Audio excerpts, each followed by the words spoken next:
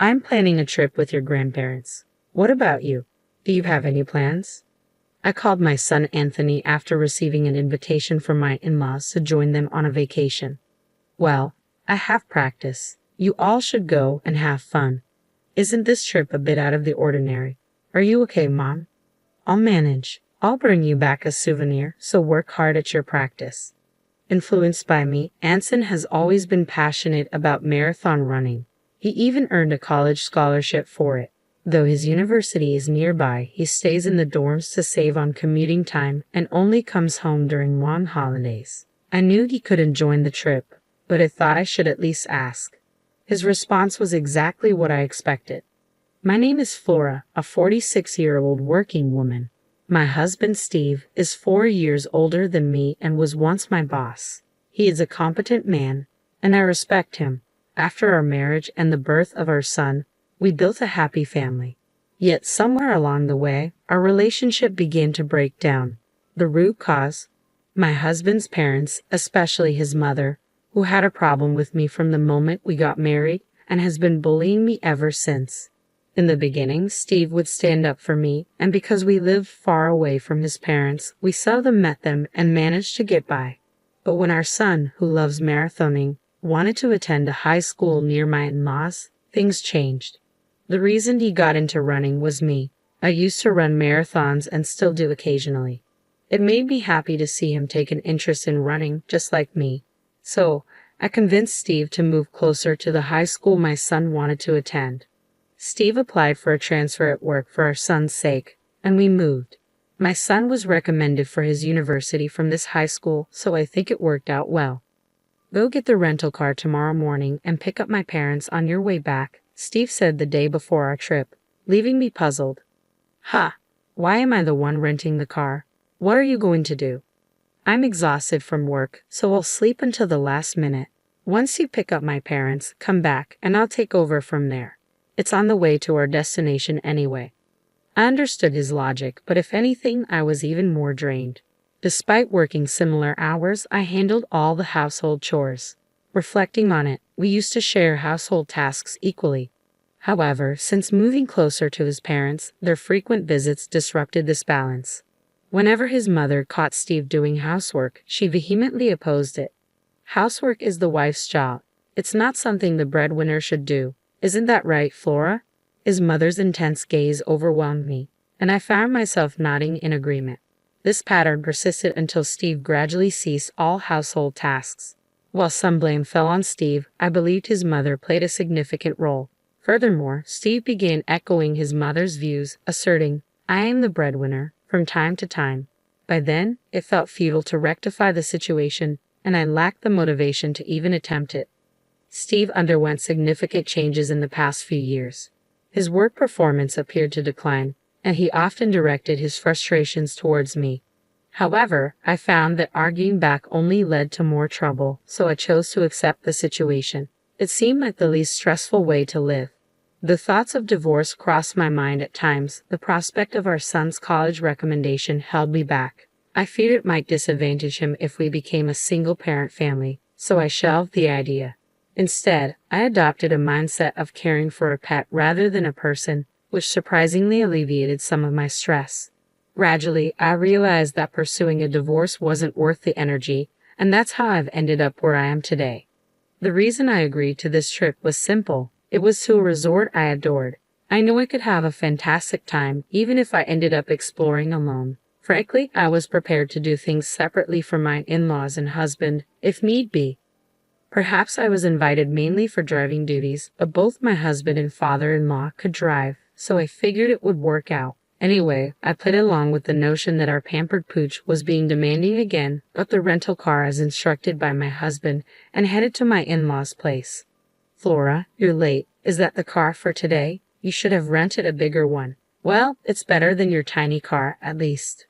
The car we typically use is one I bought myself. Given that I commute to work, I naturally assumed I'd be its primary user, having paid for it out of my own pocket.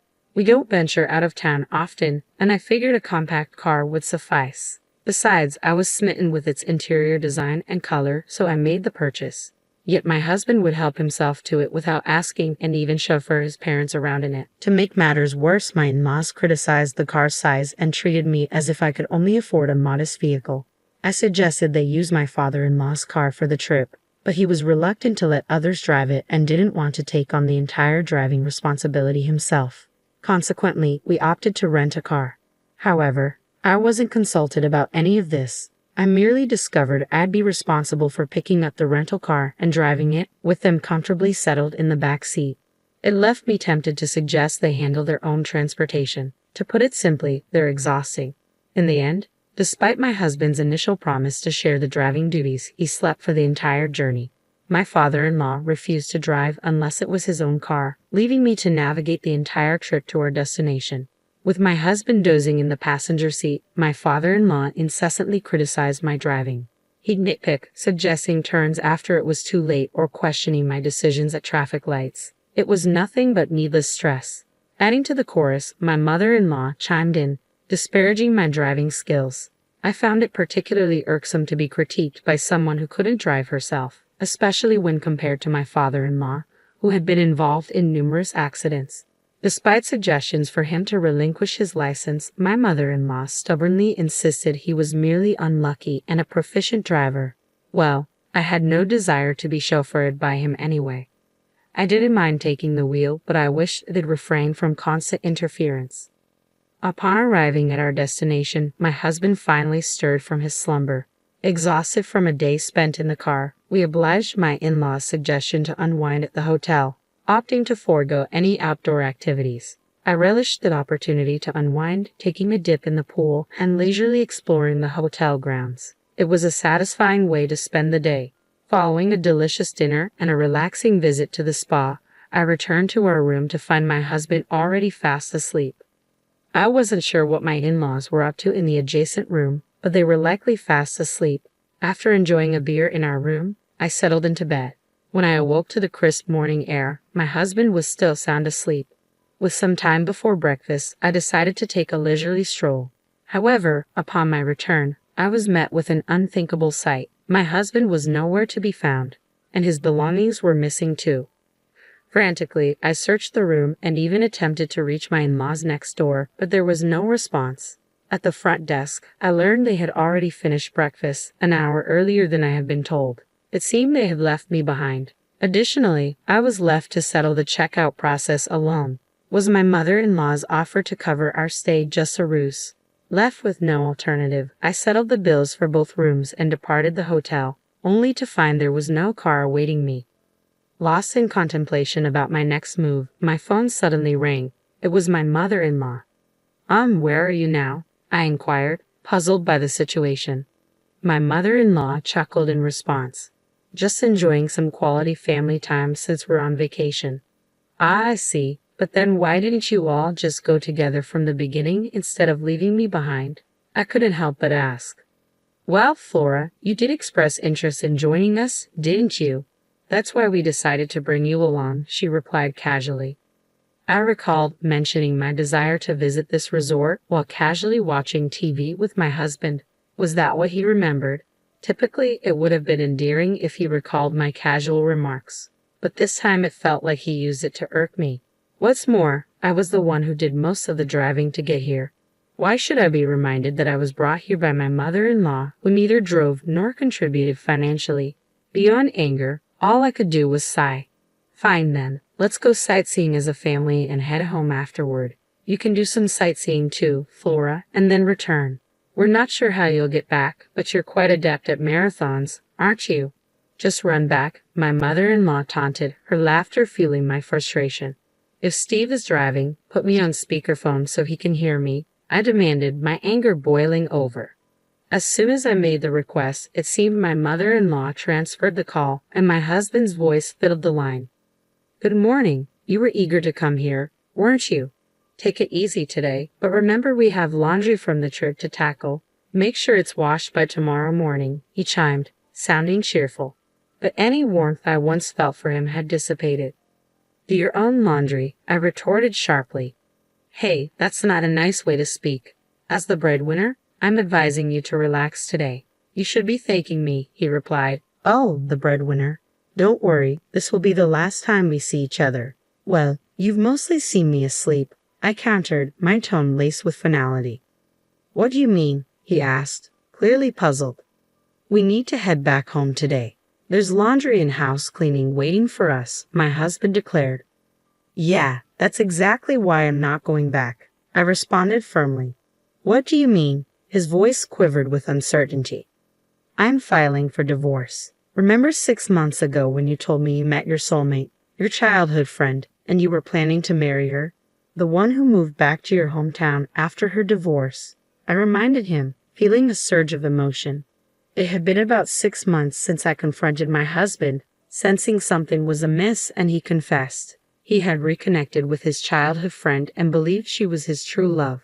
He wanted to divorce me and marry her to support her and her child as a single mother.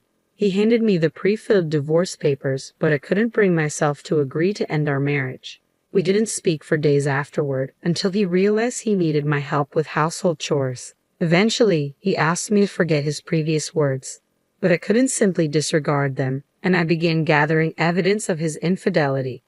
I found myself pondering whether Steve had orchestrated this trip to win me over. The conversation we had occurred roughly 3 months ago, shortly after I quit my job. As I voiced my thoughts, I could hear the surprise in my in-laws' voices on the other end of the speakerphone. It seemed this was the first they were hearing about their son's job resignation. I remember when you announced you were leaving your job. I expressed concern about finding a new one and disagreed with your reasons, didn't I? I continued, recalling the exchange. You were confident in your abilities and assured me you'd land a new job quickly. Yet here we are, and you've only managed to secure a part-time position. I can't help but wonder when you'll find something more stable. As Steve remained silent while driving, I seized the moment to lay out my thoughts. I've been visualizing you as a dog to cope with the stress, but then I realized I might as well get a real one, I declared firmly. So, I'll be filing the divorce papers. Enjoy your family vacation. My in-laws called out my name in shock, and my husband attempted to say something, but I disconnected the call without a second thought. Opting to make the most of sightseeing before heading home, I explained the situation to my son over the phone. His response was a simple, "I told you so." While his reaction was expected, it felt somewhat lighter than I anticipated, given his prior knowledge of the situation. Upon returning from the trip, I chose not to return home. Instead, I kept mine and my son's belongings in a self-storage unit, prepared for any eventuality. Equipped with only the essentials, I made my way to a real estate agency.